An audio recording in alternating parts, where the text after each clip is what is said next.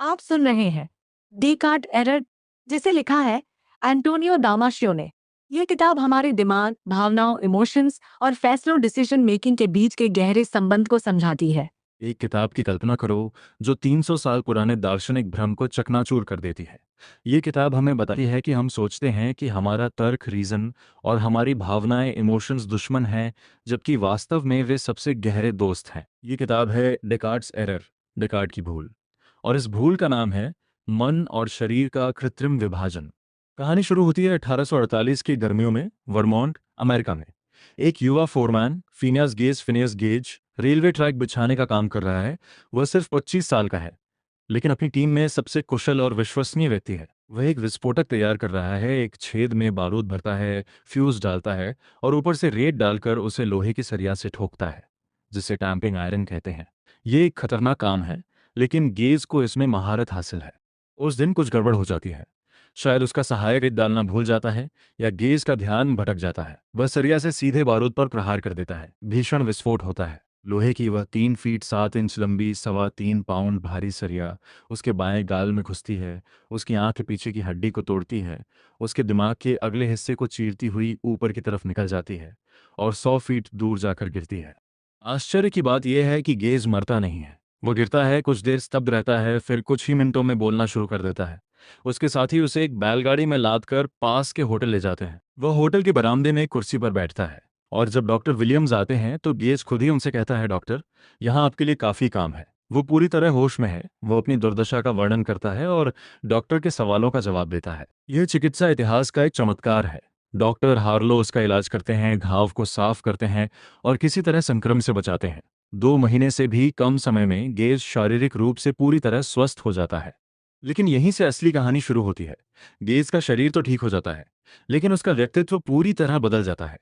जो गेज पहले एक जिम्मेदार, समझदार, मेहनती और लोगों से अच्छा व्यवहार करने वाला व्यक्ति था, वह अब एक बेलगाम, असंयमी, अस्थिर और असामाजिक इंसान बन जाता है। वह गालियां बकता है, जिन्हें सुनकर औरतें कमरे से भाग जाती हैं। वह अपने दोस्तों का अपमान करता है। वह कोई भी योजना बनाता है तो उसे अगले ही पल छोड़ देता है। वह हर काम में अचानक रुचि खो देता है। उसकी नियोक्ता कंपनी उसे वापस नहीं लेती, क्योंकि वे कहते हैं गेज अब गेज नहीं रहा। वह किसी तरह घोड़ों के फार्म पर काम करता है, लेकिन जल्दी ही नौकरी छूट जाती है।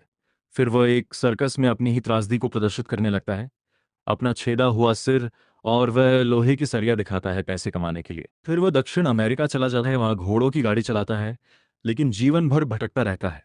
1861 में केवल 38 वर्ष की आयु में उसकी मृत्यु हो जाती है, जिसका कारण संभवतः बार बार आए दौरे थे, स्टेटस एपिलेप्टिकस। गेज का शरीर बच गया था, लेकिन उसकी आत्मा, उसका व्यक्तित्व, उसकी सामाजिक समझ, उसकी नैतिकता, सब कुछ नष्ट हो चुका था।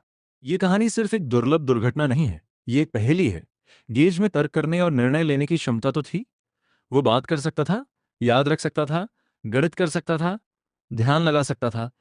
फिर भी वो जीवन के प्रति पूरी तरह अक्षम था। वह अपने भविष्य की योजना नहीं बना सकता था। वह सामाजिक नियमों का पालन नहीं कर सकता था। वह अपने हित में कोई निर्णय नहीं ले सकता था। 1.5 सदी बाद भी गेज हमें चुनौती देता है। आखिर ऐसा क्या था जो उसके दिमाग में नष्ट हो गया, जिसके बिना इंसान इंसान नहीं रह जाता? यहीं से दामासियो की जासूसी शुरू होती है। वह और उनकी पत्नी हन्ना दामासियो, जो एक शानदार न्यूरो इमेजिंग विशेषज्ञ हैं, गेज की खोपड़ी का पुनर्निर्माण करते हैं। वे उस लोहे के सरिया का कंप्यूटर मॉडल बनाते हैं और उसे एक मानक मानव मस्तिष्क के अंदर से गुजारते हैं। वे पाते हैं कि सरिया ने गेज के मस्तिष्क के अगले हिस्से, जिसे प्रीफ्रंटल कॉर्टेक्स कहते हैं, के एक विशिष्ट क्षेत्र को नष्ट कर दिया था, वेंट्रोमीडियल प्रीफ्रंटल कॉर्टेक्स। ये क्षेत्र आंखों के ठीक ऊपर मस्तिष्क के निचले और बीच वाले हिस्से में स्थित होता है।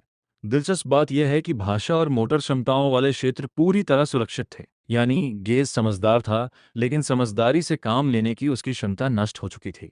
अब कहानी में एक नया पात्र आता है, एलियट एलियट। ये कोई मरीज है जिसे दामासियो 1980 के दशक में देखते हैं। एलियट एक सफल व्यवसायी, पति और पिता था। उसके दिमाग में एक ट्यूमर मेनिंजियोमा बढ़ गया, जिसे सर्जरी से निकालना पड़ा। ट्यूमर को निकालते समय उसके आसपास के वेंट्रोमीडियल प्रीफ्रंटल कॉर्टेक्स को भी हटाना पड़ा। सर्जरी सफल रही, लेकिन इलियट का व्यक्तित्व पूरी तरह बदल गया। वह अब अपने समय का प्रबंधन नहीं कर सकता था। वह ऑफिस में बैठकर कागजात छांटने के बजाय पूरा दिन एक ही कागज पढ़ने में बिता देता था। वह अपनी सारी बचत एक धोखेबाज साथी के साथ एक धंधे में लगा देता है और सब कुछ खो देता है। उसकी पत्नी उसे छोड़ देती है। वो बेरोजगार हो जाता है और यहाँ तक कि सामाजिक सुरक्षा विकलांगता भत्ते से भी वंचित कर दिया जाता है, क्योंकि सरकारी डॉक्टरों को लगता है कि वो आलसी है या नाटक कर रहा है। लेकिन दामासियो उसे बचाते हैं और साबित करते हैं कि उसकी समस्या न्यूरोलॉजिकल है, मनोवैज्ञानिक नहीं। एलियट को तमाम तरह के इंटेलिजेंस टेस्ट दिए जाते हैं, आईक्यू, मेमोरी, लैंग्वेज, अटेंशन। वह सब में सामान्य से बेहतर प्रदर्शन करता है। वह विस्कॉन्सिन कार्ड सॉर्टिंग टेस्ट, जो फ्रंटल लोब फंक्शन को मापता है, में भी सामान्य अंक लाता है। वह नैतिक दुविधाओं को भी सही ढंग से सुलझा लेता है। वह जानता है कि क्या सही है और क्या गलत। लेकिन जब उसे पूछा जाता है कि वह किस तारीख को अगली बार लैब आना चाहेगा, तो वह आधे घंटे तक 2 तारीखों के पक्ष विपक्ष में गिनाता रहता है। अगर मैं 10 तारीख को आऊँ तो मौसम अच्छा होगा, लेकिन 12 तारीख को मेरी एक और मीटिंग है। और अंत में कहता है, मुझे समझ नहीं आता। दामासियो को यहाँ एक बड़ी सुराग मिलती है। एलियट के पास सामान्य तर्क तो है, लेकिन वह निर्णय नहीं ले पाता। उसके विकल्पों के बीच कोई मार्कर नहीं है, कोई पसंद नापसंद की भावना नहीं है। और यहीं पर दूसरी सुराग मिलती है। दामासियो ने देखा कि इलियट में भावनाओं की कमी है। वह अपनी ही त्रासदी को बिल्कुल शांत उदासीन स्वर में सुनाता है, जैसे वह किसी और की कहानी सुना रहा हो। दामासियो उसे डरावनी तस्वीरें दिखाता है, जली हुई लाशें, हादसे, यातनाएं। इलियट बताता है कि वह समझता है कि ये तस्वीरें डरावनी हैं, लेकिन उसे कुछ महसूस नहीं होता। उसकी त्वचा की चालकता, स्किन कंडक्टेंस रिस्पॉन्स, जो भावनात्मक उत्तेजना का एक शारीरिक माप है, पूरी तरह से सपाट है। जहां सामान्य लोग डरावनी तस्वीर देखकर पसीने की थोड़ी मात्रा में बदलाव दिखाते हैं, वहीं इलियट में कुछ नहीं होता। वह जानता है, लेकिन महसूस नहीं करता। दामासियो यहाँ एक क्रांतिकारी परिकल्पना प्रस्तुत करते हैं, सोमैटिक मार्कर परिकल्पना, सोमैटिक मार्कर हाइपोथेसिस। सोमैटिक का मतलब है शरीर से संबंधित। उनका कहना है कि जब भी हम कोई निर्णय लेते हैं, तो हमारा मस्तिष्क उस निर्णय के संभावित परिणामों की कल्पना करता है, और उस कल्पना के साथ एक शारीरिक अनुभूति, सोमैटिक स्टेट, जुड़ी होती है, जैसे पेट में गांठ, दिल का तेज धड़कना, चेहरे पर मुस्कान। ये मार्कर हमें बिना सोचे समझे बता देता है कि कौन सा विकल्प अच्छा है और कौन सा बुरा। ये एक अलार्म सिग्नल की तरह है। अगर कोई विकल्प हमें पिछले अनुभवों में दुख दे चुका है, तो उसकी कल्पना मात्र से ही हमारा शरीर बुरा महसूस करने लगता है और हम उस विकल्प को अस्वीकार कर देते हैं, बिना लंबी तार्किक बहस के। गेज और इलेट में ये सोमैटिक मार्कर तंत्र नष्ट हो चुका है। वे जानते तो हैं कि कौन सा विकल्प बुरा है, लेकिन उस बुराई का शारीरिक एहसास नहीं होता। इसलिए वे हर विकल्प को समान भार देते हैं और हजारों तर्कों के जंगल में खो जाते हैं। उनकी ठंडी तर्क शक्ति उन्हें असहाय बना देती है। दामासियो कहते हैं, डेकार्ड जिसने कहा था मैं सोचता हूं, इसलिए उन्हें एक गलती की थी। उसने सोचा था कि तर्क रीजन शरीर और भावनाओं से अलग है, और उसी अलगाव में हमारी मानवीय विशिष्टता है। लेकिन दामासियो कहते हैं कि तर्क भावनाओं के बिना अधूरा है। हमारा शरीर, हमारी आंत, हमारा हृदय, सब कुछ हमारे निर्णयों में भाग लेते हैं। हम सोचते नहीं, बल्कि महसूस करते हुए सोचते हैं। पुस्तक का एक और महत्वपूर्ण हिस्सा है जुआ प्रयोग, गैम्बलिंग एक्सपेरिमेंट। दामासियो और उनके सहयोगी एंटनी बेचारा एक प्रयोग डिजाइन करते हैं, जिसमें मरीजों को 4 ताश के डेक दिए जाते हैं। 2 डेक ए और बी में ज्यादा तुरंत इनाम मिलता है, लेकिन कभी कभी भारी जुर्माना भी लगता है। 2 डेक सी और डी में कम इनाम मिलता है, लेकिन जुर्माना भी छोटा होता है। सामान्य लोग कुछ ही मोड़ों में समझ जाते हैं कि सी और डी डेक ज्यादा फायदेमंद हैं और उन्हें चुनने लगते हैं। लेकिन वेंट्रोमेडियल प्रीफ्रंटल क्षतिग्रस्त मरीज जैसे इलियट बार बार ए और बी डेक चुनते रहते हैं, भारी जुर्माना झेलते हैं और अंत में दिवालिया हो जाते हैं। जब उनसे पूछा जाता है, तो वे बता सकते हैं कि कौन से डेक खतरनाक हैं, लेकिन खेलते समय वे उस ज्ञान का उपयोग नहीं कर पाते। ये प्रयोग साबित करता है कि भावनात्मक अलार्म के बिना तर्क अकेला कुछ नहीं कर सकता। दामासियो ये भी दिखाते हैं कि भावनाएं केवल निर्णय लेने में ही नहीं, बल्कि सामाजिक व्यवहार, नैतिकता और यहाँ तक कि आत्म चेतना, सेल्फ कॉन्शियसनेस के लिए भी आवश्यक हैं। वह एक और मरीज का उदाहरण देते हैं, श्रीमती टी मिसेस टी, जिसके स्ट्रोक ने उसके एंटीरियर सिंगुलेट कॉर्टेक्स को नुकसान पहुंचाया। वह पूरी तरह से गतिहीन और मूक हो जाती है, लेकिन उसकी आंखें खुली रहती हैं। जब वह ठीक होती है, तो बताती है कि उस समय उसके मन में कुछ नहीं था, न कोई विचार, न कोई भावना, न कोई इच्छा। उसकी आत्मा, उसकी चेतना जैसे एक अंधेरे कमरे में बंद थी। दामासियो कहते हैं कि चेतना का आधार भी शरीर की निरंतर मानचित्रण मैपिंग है। हम अपने शरीर के अंदर हो रहे परिवर्तनों को लगातार महसूस करते हैं, और उसी पृष्ठभूमि अनुभूति, बैकग्राउंड फीलिंग से हम जानते हैं कि हम जीवित हैं, कि हम हैं।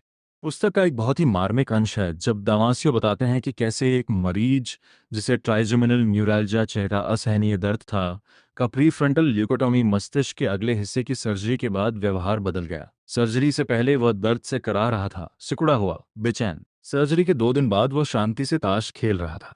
डॉक्टर ने पूछा, दर्द कैसा है? उसने मुस्कुराते हुए कहा, दर्द वही है, लेकिन मैं अब ठीक हूँ। यानी उसके दिमाग ने दर्द की संवेदना तो बरकरार रखी, लेकिन उस दर्द से जुड़ी पीड़ा, सफरिंग, भावनात्मक प्रतिक्रिया को समाप्त कर दिया। ये साबित करता है कि दर्द और दर्द से पीड़ा दो अलग अलग चीजें हैं और पीड़ा के लिए वेंट्रोमीडियल क्षेत्र आवश्यक है। इस पूरी किताब का सबसे गहरा संदेश ये है कि हम अपने शरीर के बिना कोई स्व नहीं रख सकते।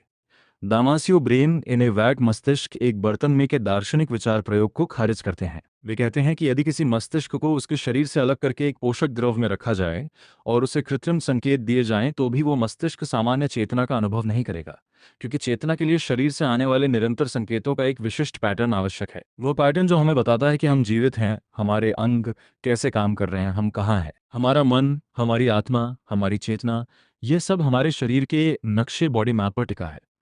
जैसे किसी शहर का नक्शा बिना इमारतों और सड़कों के अर्थहीन है, वैसे ही हमारा स्व हमारे शरीर के बिना अर्थहीन है। तो डेकार्ट की भूल क्या थी? डेकार्ट ने मैं सोचता हूँ इसलिए हूँ कहकर तर्क रीजन को सर्वोच्च स्थान दिया और शरीर रेज एक्सटेंसा और मन रेज कॉजिटांस को दो अलग अलग पदार्थ बता दिया। उसने सोचा कि मन गैर भौतिक है और शरीर एक मशीन है। दामासियो कहते हैं कि यह एक भूल थी। असलियत यह है कि हमारा मन हमारे शरीर से गहराई से जुड़ा है। हमारे सबसे उच्च तर्क, हमारी नैतिकता, हमारी योजनाएं, सब कुछ हमारी आंत की भावनाओं, हमारे हृदय की धड़कनों, हमारी मांसपेशियों के तनाव पर निर्भर करता है। बिना शरीर के मन सिर्फ एक खोखली गणना मशीन है, जैसे एलियट या गेज बन जाते हैं। शरीर हमारे तर्क को ग्राउंड देता है, उसे एक दिशा देता है। जब हम कहते हैं मुझे यह फैसला सही लगता है, तो लगता है शब्द कोई आलंकारिक नहीं है, ये एक शारीरिक अनुभूति का नाम है। दमासियो इस किताब के माध्यम से चिकित्सा जगत को भी एक चुनौती देते हैं। वे कहते हैं कि पश्चिमी चिकित्सा ने डेकार्ट की इस भूल को अपना लिया है। वे शरीर का इलाज तो करते हैं, लेकिन मन को नजरअंदाज कर देते हैं। वे कहते हैं कि एक मरीज की पीड़ा को समझने के लिए उसकी भावनाओं को समझना उतना ही जरूरी है जितना कि उसके ट्यूमर का आकार। वे उदाहरण देते हैं कि कैसे क्रोनिक स्ट्रेस, जो एक मानसिक अवस्था है, शरीर में कैल्सिटोनिन जीन रिलेटेड पेप्टाइड नामक रसायन को बढ़ा सकता है, जो प्रतिरक्षा कोशिकाओं को निष्क्रिय कर देता है और शरीर को संक्रमण के प्रति अधिक संवेदनशील बना देता है। दिल टूटना, बेरीवमेंट सचमुच कैंसर का खतरा बढ़ा सकता है। यानी मन और शरीर एक हैं और चिकित्सा को उसी तरह सोचना चाहिए। किताब के अंत में दामासियो हमें एक बहुत ही गहरी बात बताते हैं। जीवन का दर्द और सुख, पीड़ा और आनंद, ये सब हमारे शरीर की स्थितियों के प्रति हमारी जागरूकता के विशेष रूप हैं। जन्म से ही हमारा मस्तिष्क एक प्री ऑर्गेनाइज्ड मैकेनिज्म लेकर आता है, जो कुछ शारीरिक अवस्थाओं को दर्द और कुछ को सुख के रूप में चिन्हित करता है। यह चिन्हांकन ही हमें बताता है कि किस चीज से बचना है और किस चीज की ओर जाना है। बिना इस लीवर के हम गेज या एलियट की तरह भटक जाते। इसलिए पीड़ा, सफरिंग एक दोष नहीं है, बल्कि एक संकेत है। हमें जीवित रखने के लिए विकास ने ये तंत्र बनाया है। जब हम इसे समझ जाते हैं तो हम दर्द से घबराना नहीं, बल्कि उसकी भाषा सीख सकते हैं। अब कहानी के अंत में हम उसी प्रश्न पर उठते हैं जो गेज ने हमसे पूछा था, इंसान को क्या बनाता है? दामाशियो का उत्तर है हमारा शरीर, हमारी भावनाएं और उन भावनाओं को महसूस करने की हमारी क्षमता। जब हम किसी से प्यार करते हैं तो वह सिर्फ एक विचार नहीं है, वह हमारे चेहरे की मांसपेशियों का संकुचन, हमारे हृदय का तेज होना, हमारे पेट में गुदगुदी है। जब हम किसी अन्याय पर क्रोधित होते हैं तो वह हमारे जबड़ों का भिंचना, हमारे रक्तचाप का बढ़ना है। हमारी सारी नैतिकता, हमारी सारी रचनात्मकता, हमारी सारी महानता, यह सब हमारी शारीरिक आत्मा, द बॉडी माइंडेड ब्रेन से उपजी है। डेकार्ट ने यह सोचकर भूल की कि हम सोच के माध्यम से अपने शरीर से ऊपर उठ सकते हैं। दामासियो कहते हैं हम सोच के माध्यम से शरीर को समझ सकते हैं, उसका सम्मान कर सकते हैं और उसी में अपनी आत्मा को पा सकते हैं। इसलिए यह किताब सिर्फ एक न्यूरोलॉजी की किताब नहीं है, ये एक दार्शनिक यात्रा है जो हमें हमारे ही अंदर ले जाती है, हमारे दिमाग के अंदर, हमारे दिल के अंदर, हमारी आंतों के अंदर। ये हमें बताती है कि हमारा तर्क जितना उच्च है उतना ही वो हमारे निम्न, हमारी प्रवृत्तियों, हमारे हार्मोनों, हमारे पसीने पर निर्भर है। और ये कोई कमी नहीं है, ये एक अद्भुत उपहार है, क्योंकि यही वो धागा है जो हमें एक दूसरे से और जीवन की समग्रता से बांधता है। जब हम कहते हैं मेरा दिल कहता है, तो वो दिल सच में कुछ कह रहा होता है और उस आवाज को सुनना ही शायद सबसे बड़ी बुद्धिमत्ता है। इस प्रकार डेकार्ट्स एरर हमें एक नई शुरुआत देती है, एक ऐसी शुरुआत जहां तर्क और भावना, मन और शरीर, दिमाग और आत्मा सब एक साथ नाचते हैं। और इस नृत्य का नाम है होना, बीइंग। ऐसी ही दिल को छू लेने वाली किताबों से जुड़ने के लिए हमारे चैनल को सब्सक्राइब करें, क्योंकि अच्छी किताबें दिल ही नहीं, रूह तक उतर जाती हैं। धन्यवाद।